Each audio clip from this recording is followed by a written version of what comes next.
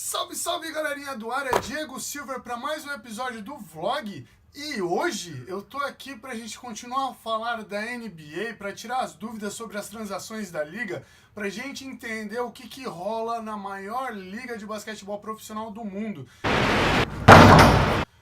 Em um dos vídeos anteriores, eu expliquei um pouquinho para vocês como que funcionavam as contratações dos agentes livres, teto salarial, multa e tudo mais, então dá uma passadinha lá, porque hoje a ideia é a gente discutir um pouquinho sobre como funcionam as trocas da NBA, porque pra gente, né, pros brasileiros é um pouco diferente, e eu tenho acompanhado um pouquinho aí da movimentação do que os brasileiros falam, e eu vi que não ficou tão evidente de como que funciona. Antes de mais nada, é importante a gente saber que o mercado da NBA funciona muito diferente de qualquer coisa que tem aqui no Brasil.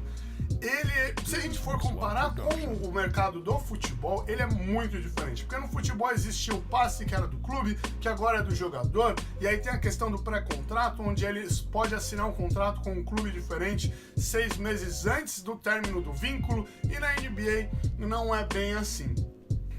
Por que existe essa diferença?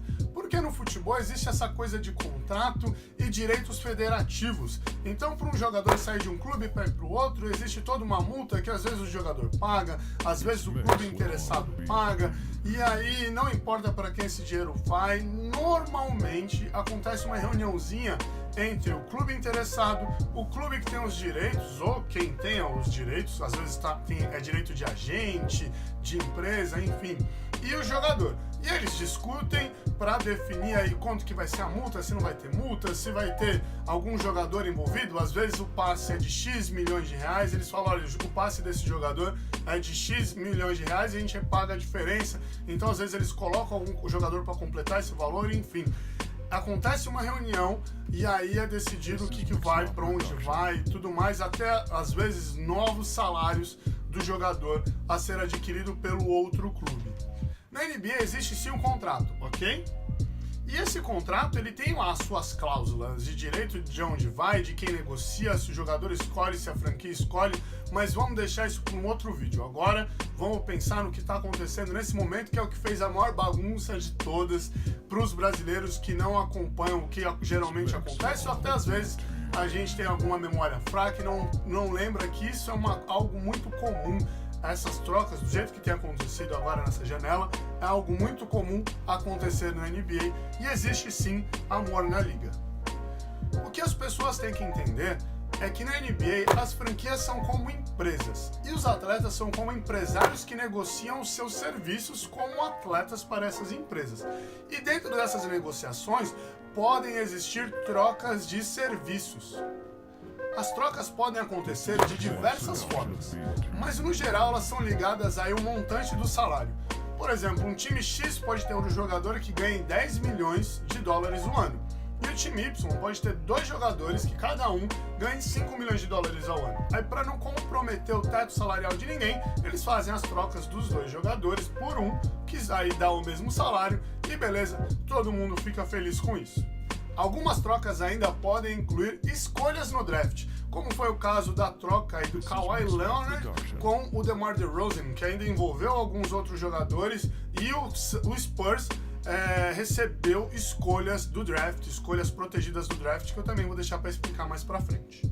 As trocas ainda podem ser triplas. Nesse caso, elas envolvem até 3 franquias ou mais de 3 franquias, e aí todo mundo atende todo mundo e todo mundo troca com todo mundo, a fim de atender as necessidades de todo mundo e todo mundo ficar feliz, como é o caso agora da novela do Carmelo Anthony, que eu vou falar mais para vocês na quinta-feira, no especial só falando do mercado da NBA.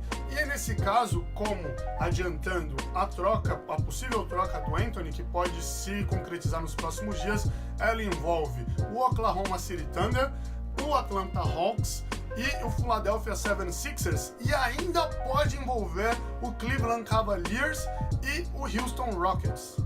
O rebuliço todo das trocas se deu porque geralmente elas não são comunicadas. Isso é algo muito normal. Os jogadores, como eu disse, eles são como prestadores de serviço, são como os bens da empresa, e as trocas de serviço, elas acontecem. Então eu não preciso informar o cara que eu quero trocar ele. já que eu pago por ele, eu posso fazer o que eu quiser. É assim que funciona na liga. Claro que às vezes o jogador comunica a franquia falando, eu quero ser trocado, ou existe todo um acordo de franquia que já não está satisfeito, o jogador que não está satisfeito, e aí beleza. Mas geralmente, quando a troca sai das franquias, parte do lado das franquias, essas trocas não são comunicadas. E a bagunça se deu porque, por não ser comunicadas, às vezes os jogadores renovam contratos longos, e aí no meio disso aparece alguma outra oferta, algo mais interessante para as franquias, elas simplesmente trocam, como foi o caso do DeMar DeRozan, que não queria sair do Toronto, e o Kawhi Leonard, que não queria ir para Toronto. E aí tudo isso gerou um mal-estar e toda aquela coisa. Não, o jogador gostava da franquia e a franquia não deu a mínima pro cara e foi trocado. E algo assim aconteceu várias vezes. Um caso muito recente é o do Isaiah Thomas, que aconteceu na temporada passada, que ele foi envolvido na troca pelo Kyrie Irving. E todo mundo sabia que o Thomas não queria ir pro Cleveland Cavaliers. Ele gostava de jogar no Celtics, ele queria fazer história no Celtics. Mas o contrário também pode acontecer. O jogador ele pode estar insatisfeito com a franquia ou querer simplesmente ir para alguma franquia mais competitiva e pedir para ser trocado ou não renovar com a franquia, mesmo sendo um ídolo, como era o caso do LeBron James quando ele foi para o Miami Heat. E aí a gente pode considerar ele também um ídolo em Miami e ele decidiu retornar para Cleveland. Então, o contrário também acontece. Tá? Mas o problema é que quando o contrário acontece, ele já é mais ou menos previsto. Quando, como eu disse, o jogador renova com a franquia e aí do nada a franquia troca ele, é algo que ninguém esperava. Existe sim amor na NBA, porque os jogadores às vezes não querem ser trocados ou as franquias não querem trocar os jogadores. Mas esse relacionamento ele não é sustentado só por amor. Beleza? Sim, por dinheiro. É isso aí, galerinha.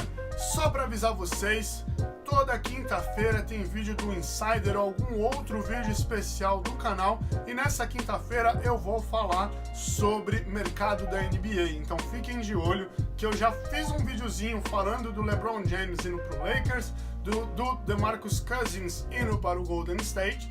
Agora eu vou falar para vocês sobre algumas outras negociações que aconteceram, que eram jogadores que eram muito especulados nessa janela. E aí, então, vale a pena ficar de olho, beleza?